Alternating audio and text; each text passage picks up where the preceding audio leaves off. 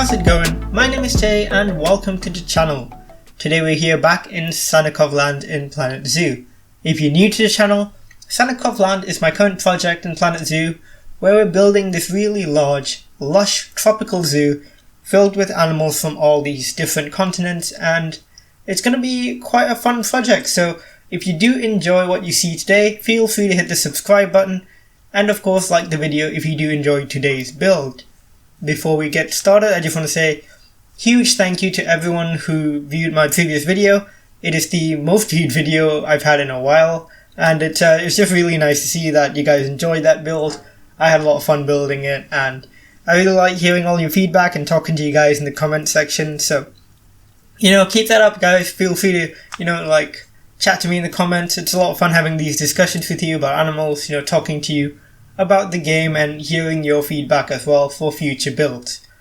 Now, today what we're going to be doing is we're going to be continuing our South Asia section, or specifically our India section, with our next animal, which is in fact the Gharial. Now, if you guys have followed my channel for a while, or you've seen some of my other videos, the Gharial is my single favorite animal in planetzoo. It is just beautiful, incredibly well detailed. I love the behaviors it exhibits. It's just beautiful. I love reptiles specifically in real life, as much as I do in the game as well. And the Gharial, I think, just looks so true to life and behaves so well that I just really, really love it. And if you want to hear my thoughts on more of the animals in planetzoo, also feel free to check out, I have another video where I ranked the top 10 animals in the game, and I think that's a pretty fun video, so feel free to check that out if you do enjoy that, hearing me talk about animals for a while, which is what we're going to be doing here too. We're going to be talking a little bit about the Gharial. We're going to talk a lot about what we did in terms of the build for today's episode, how we built the Gharial habitat, the new things we're incorporating, and how I'm planning on building up the India section of the park, because it's going to be a very interesting set of builds, and this section of the zoo is going to be really fun to work on, so that's what we're going to be doing in today's video. Now, to get started, let's go over today's species profile for the animal that we're working on today, which is the Gharial, of course. Just before we get into it, if you are new to the series, we do species profiles every time we build a new habitat, where I go over the really cool details about the animal that we're building the habitat for, and we kind of just learn a little bit about the animal as we go along, because of course this is planetzoo and the stars of the show are the animals themselves. So let's get into today's species profile with the Gharial. I'll just get that up on screen right now. So right here is the species profile for the Gharial. The picture depicts a female Gharial specifically, and the scientific name for this guy is the Gharialis gangeticus, so that refers to the Ganges River, and of course Gharialis just refers to Gharial. And in certain linguistic quirks, you can occasionally hear people call it the Gharial instead of the Gharial, so it's entirely okay to pronounce it both ways, though Gharial is the most widely accepted. The IUCN status for the Gharials is unfortunately at the critically endangered level. These guys are very, very much endangered, and it is honestly such a shame to see that, because these are such beautiful, beautiful animals, very unique. Like, we don't exactly see many crocodilians that look like this in the wild, and unfortunately they are really just so threatened in their current ecosystem. Their range has been decreased dramatically over the past century, down to only 2% of their historical range, which is honestly just such a sad thing. There are many conservation programs right now out there dedicated to repopulating the wild with captive bred Gharials, and there have been positive results, so we can keep our fingers crossed, and of course we can support the conservation efforts that are in play. If you know a zoo that is currently working on a conservation or captive breeding program for Gharials, definitely do support them, because it is absolutely crucial to the longevity of this species. Now, moving on to a little bit more about the animal itself, as far as the weight is concerned for gharials, it's a little bit debated. These guys can get very, very large.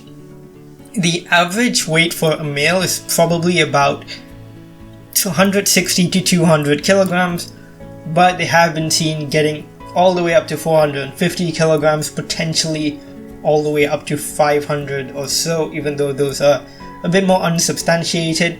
And about 6 meters long is probably the average, though there have been reports of longer ones. I believe the longest gharial reported was about 21 feet, which is just about 6.5 meters, so definitely very large animals, in fact getting quite close to the same length as the much heftier saltwater crocodiles, which we also have within the game.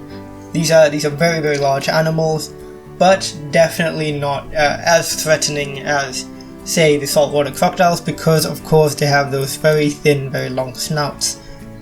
Now, their habitats are of course very much riverine environment, rivers, wetland systems, just very wet areas essentially, very tropical, very humid areas, and also riverbanks along grassland environments.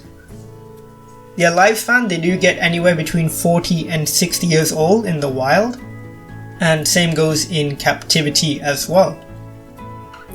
When it comes to the diet, these guys probably have the least complex diet of any of the animals we've had in the park so far.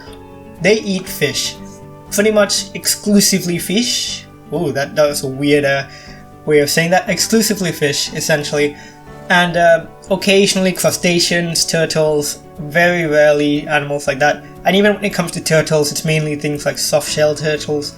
These guys are extremely specialized animals, very much purely evolved to eat fish, as you can tell by those extremely unique snout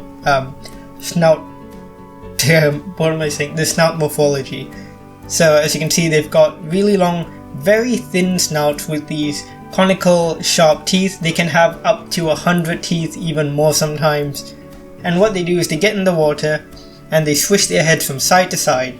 And you doing that, they'll be able to kind of catch fish off guard, because the fish will be next to them and they wouldn't be expecting it, and the gharial can just swipe its head to the side and get a bunch of fish all at once in a very successful manner. So as you can see, they're very, very well adapted for this kind of lifestyle. Moving on, let's talk a little bit about some really cool facts about the gharial itself. As you might know, the male gharials have this big boss on the ends of their snouts. I believe it is called a boss. That is very reminiscent of a type of Indian or South Asian type of pottery, I believe, that is called a gara. It's kind of like a vase, or a vase, however you pronounce that. And that's how the gharials eventually got their names as well. And because only the males have that, this is actually the only living crocodilian with visible sexual dimorphism. Amongst all the other crocodiles, it is extremely hard to tell whether you're looking at a male or female unless you actually get up all in their bits, which is a really gross thing. I've seen wildlife experts do it, and trust me, to determine the sex of a crocodilian, you need to get in there, because they don't have any external genitals. To determine the sex of a crocodile, it is not a fun process. It is definitely not something you want to do, so thankfully gharials have a very clear external indicator of what sex they are, so very helpful for wildlife experts who don't want to get their hands particularly dirty. One cool thing about gharials is that they are in fact the most aquatic of crocodilians, so they spend most of their time in the water. They only ever come up onto land to have a bit of a time to bask and get their body temperature up and to lay eggs. They really don't spend much time on land, which is different from some other crocodiles that they share their habitat with. So they actually share their habitat with mugger crocodiles, which are a crocodile species native to India and South Asia, and they spend a lot more time on land basking. One cool thing as well is that gharials also occasionally swallow rocks and stones, and what that does is it essentially helps digest the food inside their stomachs. The rocks are kind of grind together and mulch up any of the fish that they have inside their tummies. And the interesting thing about these are called gastroliths, by the way, and a lot of animals have these, primarily birds, but also, like I said, this crocodile. And this sort of mechanism has actually been seen in dinosaurs as well. So dinosaur fossils like sauropods, the big, chunky, long-necked dinosaurs, for those of you who are unaware, sauropods, their fossils have been found with many stones inside their stomachs. So what that indicates is they also had a similar mechanism where they would eat stones, and the stones would help mulch up the material inside their stomachs and help them digest food. Which is, again, very cool to see in a gharial, because, fun fact, crocodilians are the second closest living group of animals to dinosaurs next to birds, which are, current living dinosaurs. So it makes sense that these guys would kind of have gastroliths, though it probably isn't a direct evolutionary link. This probably evolved independently, but either way, very cool aspect of this animal. One more interesting fact as well is that, unlike other crocodiles, these guys can't actually lift their bodies off the ground. So if you've seen a crocodile walk, like in any sort of a video or anything like that, you may notice that they can, use their four limbs and kind of push up off the ground and walk like that.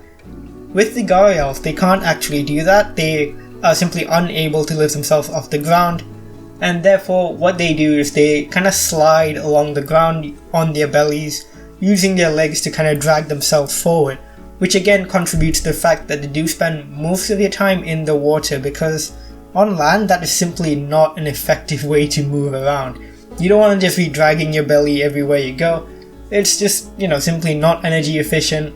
It will eventually lead to wear and tear on this underside of their bellies, the skin. Just not ideal. But yeah, that is it for the species profile. I will talk a little bit more about the gharial just because they are my favorite animal, but these are stuff I didn't put into the species profile, so I'll just talk about them. They are just such interesting animals, and personally this is one of the few animals I have on my bucket list that I want to see in the wild. I've been lucky enough to see a lot of really cool animals in the wild. I've seen, dwarf elephants, saltwater crocodiles. I've seen a lot of really interesting animals, and I've been really lucky to do that. And the gharials are definitely up there on my bucket list to see in the wild, which is, of course, getting more and more likely considering how endangered they are. So I just want to add in a little bit more about how you can contribute to their protection. Like I said before, supporting zoos that have captive breeding programs is definitely a great thing. I believe in Berlin Zoo they do one. If you're in Europe, Prague Zoo as well, they have gharial populations, and of course in the United States there are quite a few zoos that do. Some places like San Diego Zoo, which is one of the best in the world, which again, that is also on my bucket list. Never been to San Diego Zoo. That is very much somewhere I want to be. And of course, it's not just zoos. You have places like Chitwan National Park, which is where the Gharial Conservation and Breeding Center is located in India, I believe. And, that is in Nepal, not in India. That is in Nepal. Nepal does have breeding populations of gharials as well, which is why this area of the park is more of a South Asia park as opposed to purely an India section of the park. In fact, Nepal is kind of more Central Asia. I wouldn't say Central Asia, but it's almost kind of up there because it's in between China and India. Nepal is a great country to visit, by the way. I used to go to Nepal and hike there with my family. A lot of fun, very interesting place. But of course I have not been lucky enough to see a gharial in the wild, and that would be very, very cool. They lay a lot of eggs in the wild. They lay almost 100 eggs. But again, it can be difficult for these eggs, these individual crocodiles, to grow to full size and reproduce, because while they're small, they make very easy pickings for other animals, other predators. And of course, it does take a while for them to grow up to an appropriate reproductive age. So definitely, support gharial conservation causes out there. Same goes for all the other animals that we do talk about in the park. any animal which is endangered. Of course, if you can, feel free to support the causes and the organizations responsible for protecting them.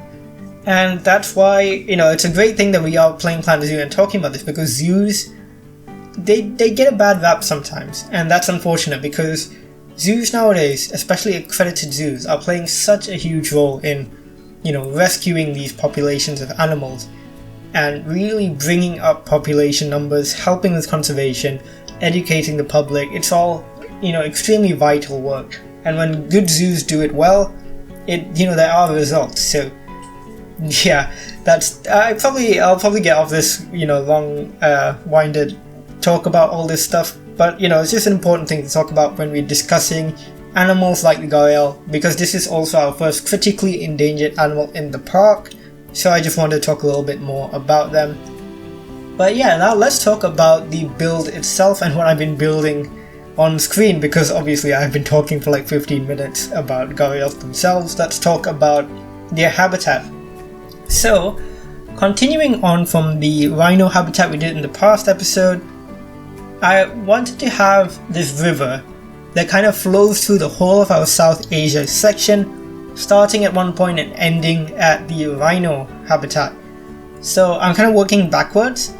So at the edge of the water where the rhino habitat ends, I've added a waterfall. So the Gharial's river, which I built into a slightly elevated area, ends in a waterfall that drops down into where the rhino habitat is. There's a lot of rock work involved in this habitat.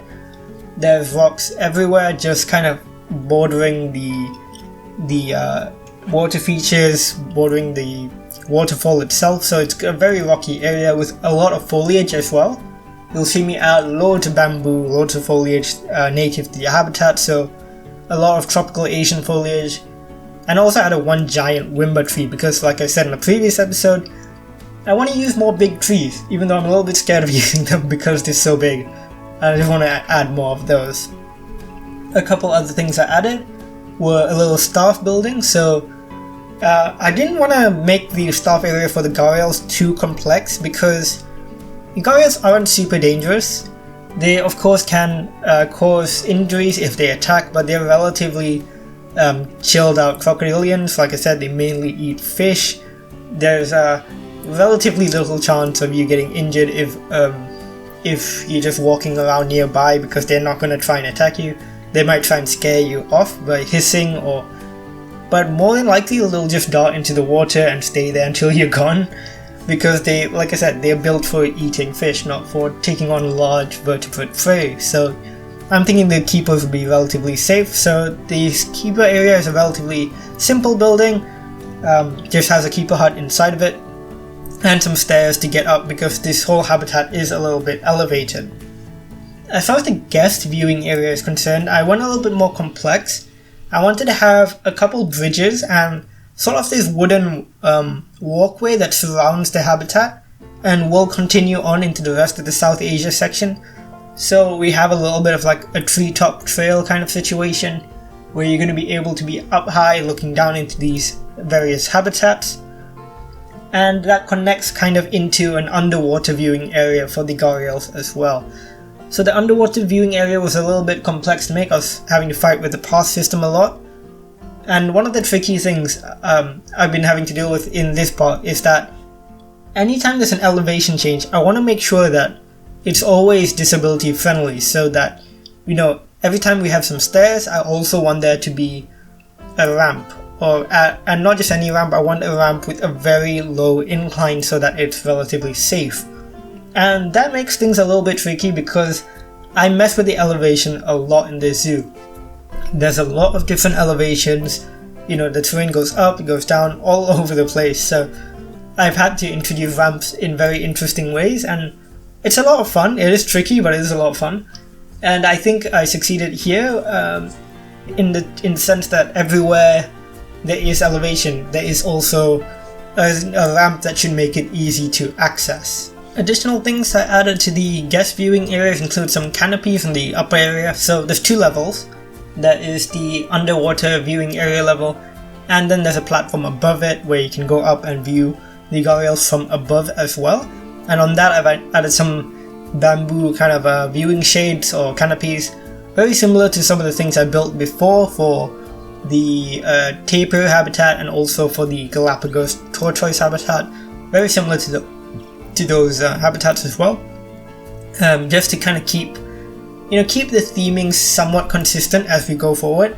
Like you may notice by now that we do have a bit of a color theme going for Sannikovland as a whole, which is this really nice pale green and also this really warm, lovely orange color. So both of those, along with this kind of warm grey as well, make up the three kind of primary colors that we're using for all of the Sannikovland theming, and I think it worked really well.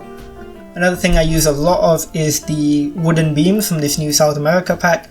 They are just everywhere right now. Like, they got those wooden beams, basically used them to just line every piece of building that I have here. Like, I use it to line the glass, I use it to line the upper areas. It's just everywhere. They're very, very useful. And here's a bit of a tip as well. Actually, if you're all building in planetzoo, one of the best ways to make a building look more interesting, if you're just using 4 walls, it might not look most interesting, but if you add a wooden trim, or if you add a timber piece, or anything like that, just something to align the edges of the walls, it just makes it stand out so much more, and honestly, it makes such a difference. Definitely do that if you're building in the game. It really, really helps. You can see me do it many times here. You'll have seen me do it on the staff building, on the viewing areas. Really, really makes such a difference. So I would very much recommend doing that. And as you can see here, I do make use of some of the log pieces as well. So it's just essentially the 4-meter logs that you find in the construction tab. I use those to line some of the edges of the habitat where there's no rockwork, so that the gharials obviously can't get out. You may notice there is a corner of the gharial habitat as well, which is very under detailed. It's just a little corner, a little pocket in the water area, kind of off to the right of kind of the, if you're looking at it from the viewing platform, it is towards the right corner. So that is where the next waterfall is going to go. So this river is going to connect to the next habitat, and there will be another waterfall that leads into the gharial habitat. So we're going to be introducing that in the next build. So that will connect onwards like that. And you'll see there's also some unfinished paths that lead towards that direction. So I'm thinking that will be quite fun to explore.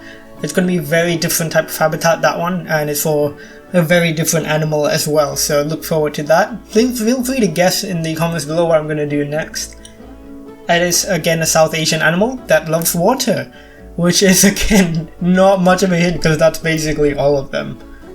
I also introduced a lot of enrichment for the gharials. Of course, there are about, initially I put in 7 gharials and then I toned it down and I just took out 2 of them, so we got 5 now altogether. That's 2 very large males, 3 females. The population size could be a lot bigger if it was a bachelor group. So if it was just males, I could probably go up to about like 30 or something, or just females, I could go up to 30, but obviously I wanted a mixed sex group because I want 2 baby gharials. That would be so cute.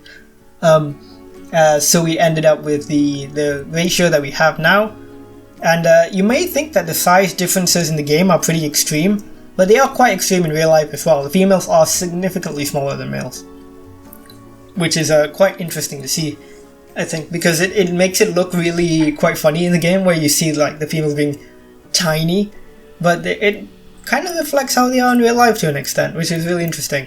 But yeah, speaking of babies, a lot of the animals in the park have had babies during the time I've been building, so we'll check that out in a future episode. So our jaguars have had 2 cubs, our tapirs have had 1 baby tapir, I'm not sure what they're called. The capuchins have had loads of babies, so we initially had a population of I think 8 capuchins, now we have like 15 or something like that, so we'll have to check those out as well. The Galapagos tortoise, they've had 2 babies, I believe, so we've got 2 baby Galapagos tortoises, and I think that's it for now. But that's basically every animal in the park minus the rhinos. They've all had kids, except the anteater as well, because that's a solitary anteater. But I will definitely have some cinematics at the end of the next episode where I'll show you all the new babies that we do have. fingers crossed we get some Gharial babies and some rhino babies soon as well, because that will be great.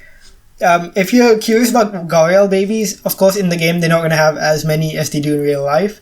But there's really cute videos. If you can find them online, just look up Gharial babies on YouTube or something. But you'll see these really cute videos where you just have like 50 baby Gharials all sitting on top of the head of like, you know, a male or female Gharial, and it's so cute. It's just adorable how crocodiles carry like their babies on top of their bodies and stuff. It's adorable. I really love these animals, and definitely look up videos of them and stuff. They're just such cool, interesting creatures.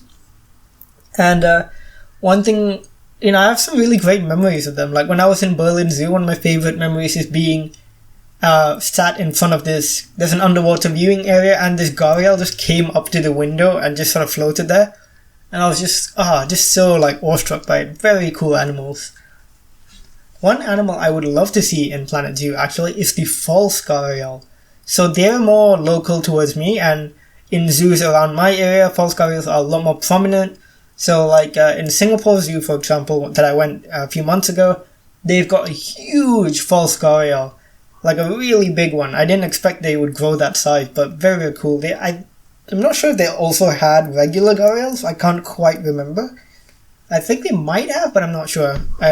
Don't quote me on that. I know they have false Gharials at least, because that one's kind of stuck in my head. I think they're very cool crocodilians. In fact, I would love to see just more crocodilians in the game as a whole. I would love to see American alligators, dwarf caimans, and of course the false Gharial. As far as regular crocodiles go, the Nile crocodile would be pretty cool. Our mugger crocs are pretty interesting as well.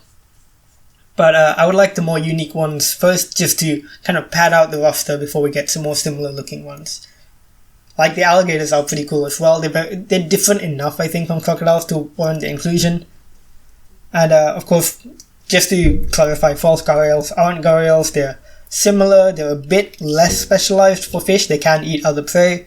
They just kind of look similar, mainly because they got the narrow snout. Anyways, we're coming up to the end of the episode now, so just want to say thank you again for viewing the last video. That one did really well, and I'm very happy about that. So thanks so much for all of your support. Thanks for subscribing to everyone who subscribed. We are rising in the subscribers really fast, and I really feel like we're building a nice community here. Like I mentioned in the previous video, I'm thinking about starting up a Discord server for all of you guys. But I'll probably do that when we hit another milestone, maybe like 500 subscribers or something. And I think it'll be a lot of fun for us to just kind of have a place to, post pictures of our builds, talk about our different zoos, share tips, share inspiration, that sort of thing. It'll be a lot of fun. And yeah, just want to say thanks again, guys. It's honestly really nice to hear your feedback. Very much helps me in getting inspiration as well for future builds. And I do really hope that you've enjoyed today's episode. Feel free to comment, leave any suggestions for the future. Tell me what your favorite part of today's build was. Anything like that. And of course, like the video if you did enjoy it. And subscribe if you enjoy the content, if you like the videos, and if you want to see more. There's definitely going to be more Planet Zoo content on the way. In fact, the next video is of course up on Wednesday now that we've got a schedule going. So every Wednesday and Saturday we got a new video, so do look forward to that. And of course, as always, thanks for watching, and I will see you guys in the next one. Bye!